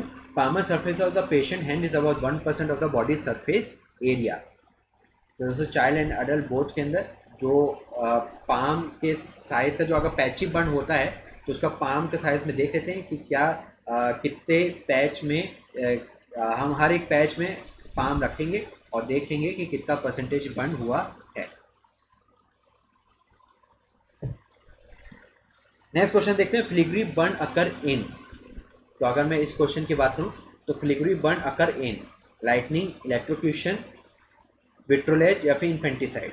तो दोस्तों जो फिलिग्री बर्न जो होता है वो लाइटनिंग के अंदर देखा जाता है, इलेक्ट्रोक्यूशन नहीं, विट्रोलेज नहीं, इन्फेंटिसाइड नहीं। तो ये हो गया दोस्तों इसका correct answer. Arborescent mark are seen in, तो head injury, thermal injury, lightning injury या फिर इलेक्ट्रिक बर्न। तो दोस्तों इसका जो करेक्ट आंसर है हेड इंजरी नहीं, थर्मल इंजरी नहीं, लाइटनिंग दोस्तों इसका करेक्ट आंसर है, बर्न इलेक्ट्रिकल इंजरी नहीं। तो दोस्तों सी हो गया इसका करेक्ट आंसर। तो दोस्तों टाइप ऑफ बर्न एक बार फिर से देख लेते हैं। लाइटनिंग स्ट्रोक यानी कि बिजली के गिरने से कैसा बर्न आता है? तो फिलिग्री, आर्बोरेसेंट या फिर लाइकेनबर्ग फ्लावर बर्न। तो दोस्तों इसके लिए मैंने आपको निम्नलिखित दिया था, वो था FAL फॉल,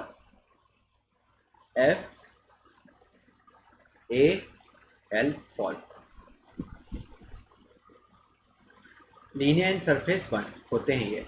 इलेक्ट्रिकल इंजरी दोस्तों क्या होते हैं? उसको जूल बर्न के नाम से हम जानते हैं, इलेक्ट्रिकल मार्क, फ्लैश और स्पार्क बर्न, इसको दोस्तों क्रोकोडाइल फ्लैश बर्न के नाम से भी हम जानते हैं अगर हाई वोल्टेज का झटका लगाए तो। स्प्लिंट या फिर व्रिंकल्स के अंदर देखे जाते हैं। तो lightning stroke produce 3 type of burn, 3 type के बर्न प्रोड्यूस करता है। Light linear burn, surface burn and filigree या फिर आर्बोरेसेंट बर्न। फिलिग्री आर्बोरेसेंट या फिर लाइकेनबर्ग फ्लावर बर्न क्या होता है दोस्तों? A superficial thin irregular tortuous marking resembling branching of a tree or fern. These are formed due to rupture of smaller blood vessel in an injury due to lightning. तो दोस्तों बिजली के गिरने की वजह से दोस्तों ब्रांच ऑफ ट्री जैसा पैटर्न रिजेंबल होता है पेशेंट के अंदर। तो दोस्तों mechanism of injury cause bye lightning stroke. तो दोस्तों जैसे मैंने आपको बताया था कि स्पेंसर ने 4 फैक्टर दिए थे कि बिजली कैसे गिरती है। तो 4 फैक्टर क्या हैं दोस्तों? Direct effect of high voltage current, super heated air, expanding and repellent air effect, sledging hammer blow by compressed air pushed before the current, यानी कि sledge hammer effect and blow death. तो दोस्तों एक Andrew and Cooper ने भी दिए थे 5 factors of Andrew and Cooper 1995 में इन्होंने दिए थे। तो 5 फैक्टर क्या क्या हैं? Direct strike, side flash, step voltage, touch voltage and surface arc discharge, sledge hammer effect या फिर ब्लंट ट्रॉमा। तो दोस्तों ये 5 फैक्टर्स हैं एंड्रू एंड कूपर के, और स्पेंसर के ये 4 फैक्टर हैं। Electrical injury produce. तो दोस्तों जो इलेक्ट्रिकल इंजरी होती है वो क्या क्या, कौन से ऑर्गन में क्या क्या चीज़ें प्रोड्यूस करती हैं? स्किन के ऊपर दोस्तों क्या प्रोड्यूस करेंगे वो? जूल बर्न या फिर electrical mark. It is diagnostic of the contact with electricity and is found at point of the entry. तो दोस्तों अगर मान लीजिए हाई टेंशन वायर को अगर छू लिया तो आपने देखा होगा बर्न थोड़ा सा ओवल या फिर राउंडेड होता है। फ्लैश और spark burn, crocodile flash burn या फिर आर्क आई बर्न, अगर आइज में होता है तो आर्क आई बर्न। तो दोस्तों ये वेरी हाई वोल्टेज की वजह से होता है। इसके अंदर मैंने आपको बताया था AC करंट ज़्यादा घातक होती है DC करंट से। स्प्लिट्स एंड ब्रिंकलिंग इसके अंदर देखी जाती है। मसल्स के अंदर दोस्तों जेंकर्स डिजनरेशन दिखाता है। बोन के अंदर दोस्तों क्या होता है? बोन पर्ल और wax dripping. Heat generates melt the calcium phosphate which is seen radiologically as round density foci. Zigzag micro fractures इसके अंदर देखे जाते हैं। तो दोस्तों जैसे कि एक रिकॉर्डेड सेशन है, ध्यान रखिएगा दोस्तों एक रिकॉर्डेड सेशन है। तो अगर कोई भी डाउट अगर आपको आता है तो ऐप के अंदर आप मुझसे पूछ सकते हैं, या फिर मैंने अपना फ़ोन नंबर देखा है वहाँ से आप मेरे को कांटेक्ट करके पूछ सकते हैं। A dead body is found to have marks like branching of a tree on chest, on front of a chest. तो दोस्तों ब्रांचिंग ऑफ ट्री अगर आया है तो दोस्तों ये आप समझ जाएगा कि जो है लाइटनिंग की वजह से होता है ये। The most likely cause of death could be firearm injury, lightning injury, injury due to bomb blast, road traffic accident. दोस्तों फायरआर्म इंजरी नहीं, लाइटनिंग इंजरी दोस्तों होता है ब्रांचिंग ऑफ अ ट्री। तो जैसे मैंने आपको यहाँ पे मैंने आपको बताया था कि branching of a tree, filigree arborescent, Lichtenberg flower burn. तो फॉल आप याद रख सकते हैं FAL। Injury due to bomb blast नहीं, रोड ट्रैफिक एक्सीडेंट नहीं। तो दोस्तों B हो गया इसका करेक्ट आंसर।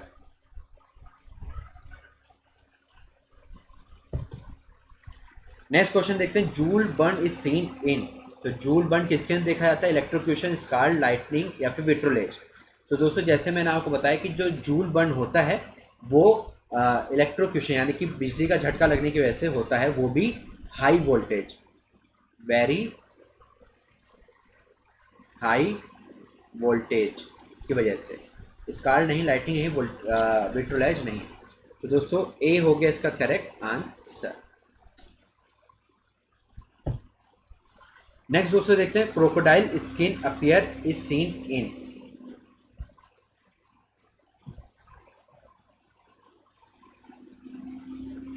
जूल बर्न माफ कीजिएगा दोस्तों, क्रोकोडाइल फ्लैश बर्न जो होता है वो हाई वोल्टेज की वजह से होता है। ये मैं यहाँ पे रब कर देता हूँ मैं।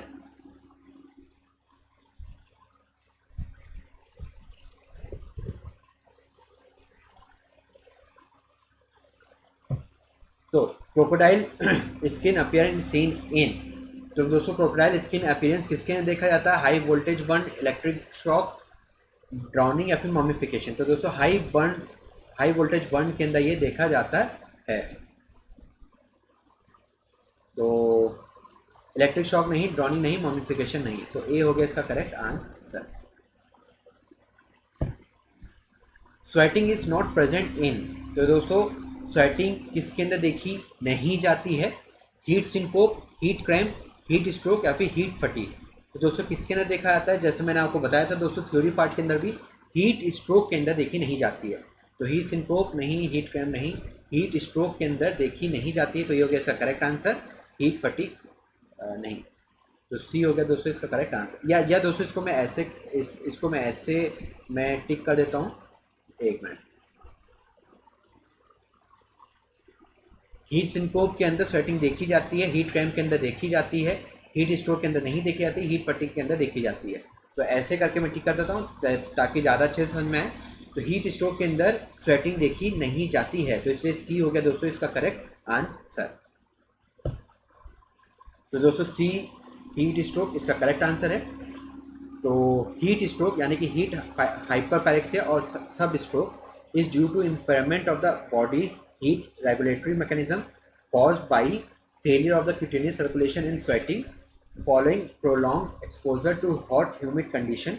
It is characterized by dry, hot, flushed skin with complete absence of sweating,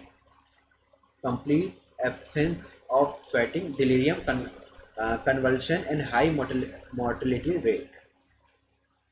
तो दोस्तों हीट स्ट्रोक के अंदर देखी नहीं जाती है sweating. Heat fatigue, cramps, syncope, इन सब के अंदर all of this show sweating. तो इन सब के अंदर स्वेटिंग देखी जाती है। In starvation the gall bladder में बी, तो दोस्तों स्टारवेशन के अंदर गॉल ब्लैडर कैसी होगी? एट्रोफिड, डिस्टेंडेड, शो स्टोन या फिर नॉर्मल। तो दोस्तों गॉल ब्लैडर के केस में जो स्टार्विंग के केस में जो गॉल ब्लैडर होगा वो दोस्तों डिस्टेंडेड देखी जाती है, एट्रोफिड नहीं, शो स्टोन नहीं, नॉर्मल नहीं। तो बी हो गया इसका करेक्ट आंसर। तो क्यों डिस्टेंडेड देखी जाती है मैं आपको बता देता हूँ मैं। तो स्टार्वेशन कैरेक्टरिस्टिक पोस्टमार्टम अपीयरेंस, तो कैरेक्टरिस्टिक पोस्टमार्टम अपीयरेंस इसका क्या क्या होगा? Complete disappearance of the body fat, loss of mesentery and omental fat, atrophic digestive tract, empty stomach no wider than colic, thin and transparent small intestine, distension of the gallbladder।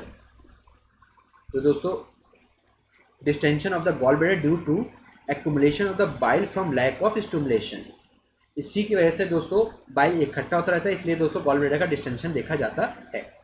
Rule और mental disease जैसे tuberculosis, cancer, diabetes, pernicious anaemia, chronic diarrhoea, Addison's disease and structure और malignancy of oesophagus. दोस्तों ये सारी चीज़ें rule out कर दिए। और स्टारवेशन के केस में जो गॉल ब्लैडर होगा दोस्तों वो डिस्टेंडेड देखा जाता है, क्योंकि बाइल का एक्यूमुलेशन होता रहता है, क्योंकि उसको स्टिमुलेशन नहीं मिलता बाहर रिलीज होने के लिए। दोस्तों टाइम देख लेते हैं कि कितने कितने टाइम पे क्या क्या चीज़ें होती हैं। तो feeling of intense hunger last for, तो दोस्तों 30 से 48 आज तक जो है काफ़ी भयंकर भूख लगती है। Emaciation and absorption of the subcutaneous fat begins to occur, तो दोस्तों 4 से 5 दिन में ये होता है। न्यूबॉर्न में survive without food and water, लगभग 7 से 10 दिन तक न्यूबॉर्न सर्वाइव कर सकता है। अडल्ट में survive without food and water लगभग 10 से 12 दिन तक सर्वाइव कर सकता है। If food alone is withdrawn death occur in, तो लगभग 6 से 8 वीक्स यानी कि 50 से 60 दिन तक बिना खाने के भी सर्वाइव किया जा सकता है, लेकिन पानी की जरूरत तब भी पड़ेगी। ठीक है, तो ये अडल्ट की बात हो रही है।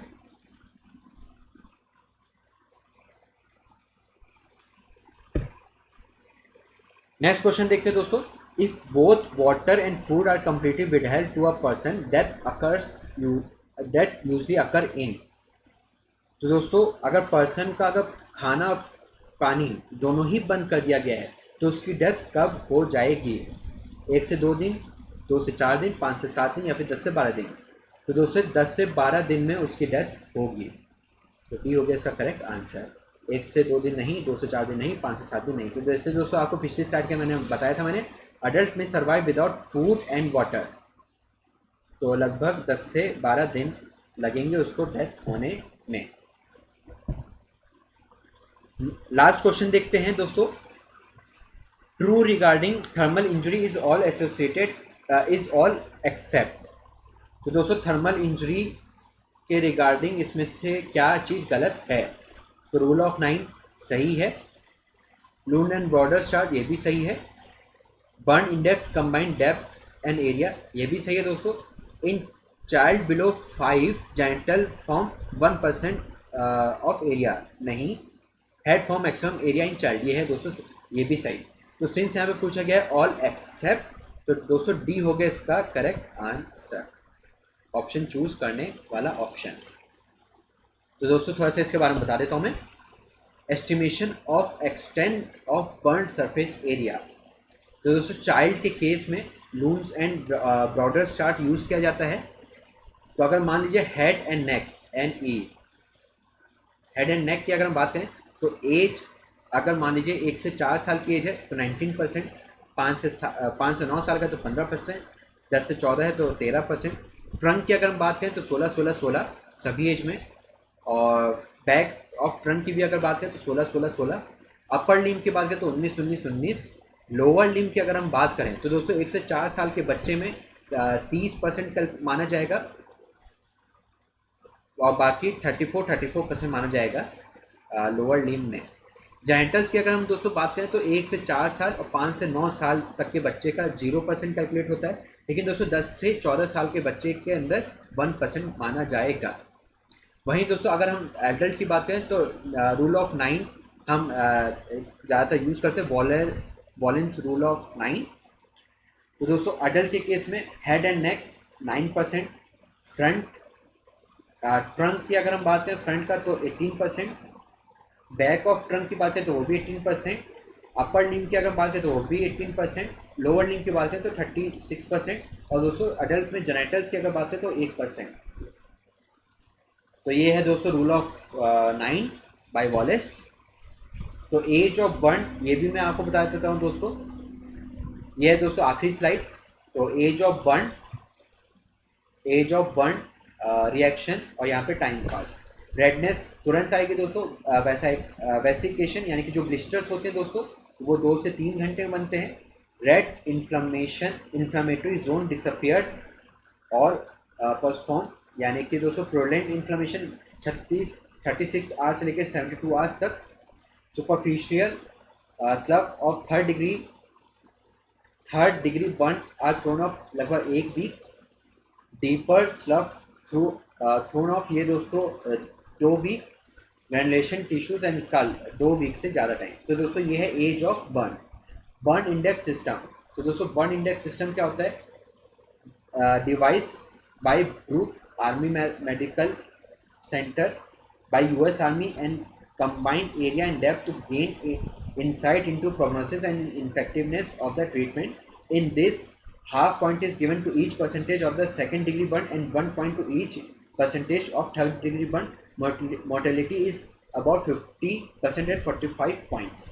तो दोस्तों हमें जितने भी देखे कि हम कैसे कैसे एस्टिमेट कर सकते हैं, उसके लिए हमने देखा लून एंड ब्रॉडर्स चार्ट, रूल ऑफ 9, और एक हमने देखा बर्न इंडेक्स सिस्टम, जो कि दोस्तों US आर्मी द्वारा जो है ये दिया गया है।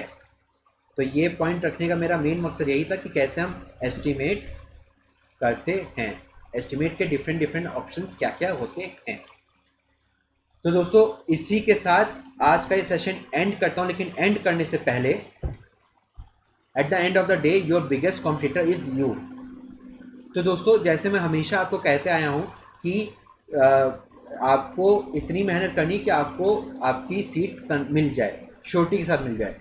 आपको अपने लिए सिर्फ एक सीट की ही ज़रूरत है, आपको 2 सीट की ज़रूरत नहीं है, आपको सिर्फ अपने लिए एक ही सीट की ज़रूरत है।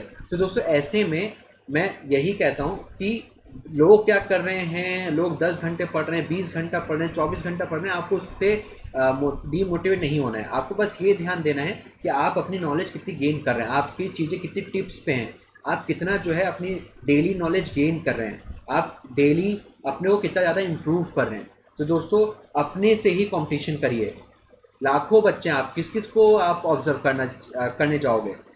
इससे अच्छा यही है दोस्तों, आप खुद को ऑब्जर्व करो, खुद से ही कॉम्पीट करो कि अगर कल मैंने 8 घंटा पढ़ा था तो आज मैं 9 घंटे पढ़ूंगा या पढ़ूंगी, मैं कल इससे ज़्यादा पढ़ूंगा, फिर अगले हफ्ते में उससे और ज़्यादा पढ़ूंगा, मैं करीबन 11 घंटे या 12 घंटे तक का टारगेट लेके आऊँगा। तो दोस्तों अपने से कंपटीशन करिए, अपने को इम्प्रूव करिए दोस्तों। अगर आप ऐसा करते हैं तो आप 100% सक्सेस कर ले जाएंगे एग्ज़ाम के अंदर। कोई भी एग्ज़ाम हो दोस्तों, चाहे वो नीट हो, चाहे वो एम्स हो, चाहे पीजीआई हो, चाहे नीमेंस हो, कोई भी एग्ज़ाम हो दोस्तों, आपको अपने से ही कंपटीशन रखना है।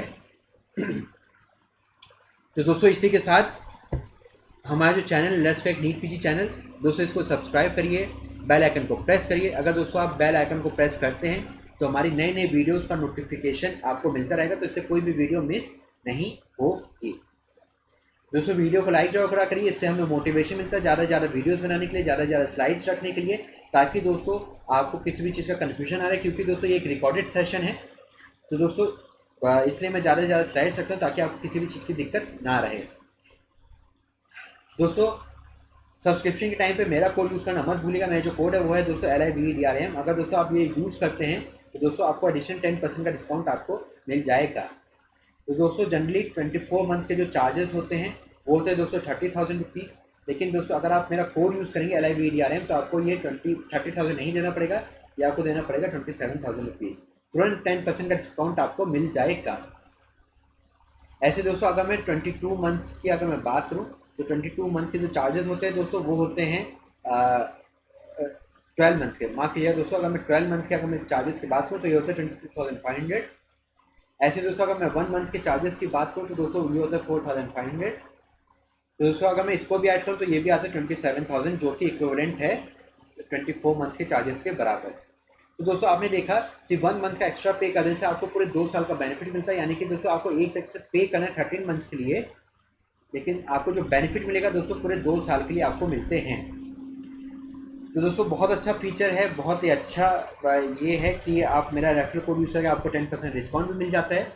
दोस्तों आपसे रिक्वेस्ट है कि एक बार सब्सक्रिप्शन लेके देखिए, आपको 100% बेनिफिट मिलेगा, क्योंकि दोस्तों यहाँ पे आप इस पेंडेमिक के दौर में भी दोस्तों आप जो है अपने घर बैठे बैठे आप लाइव जो है क्लासेस का बेनिफिट उठाते हैं, प्लस आप एजुकेटर के सामने MCQs की प्रैक्टिस भी करते हैं। तो दोस्तों काफ़ी सारे फीचर्स हैं इसके अलावा।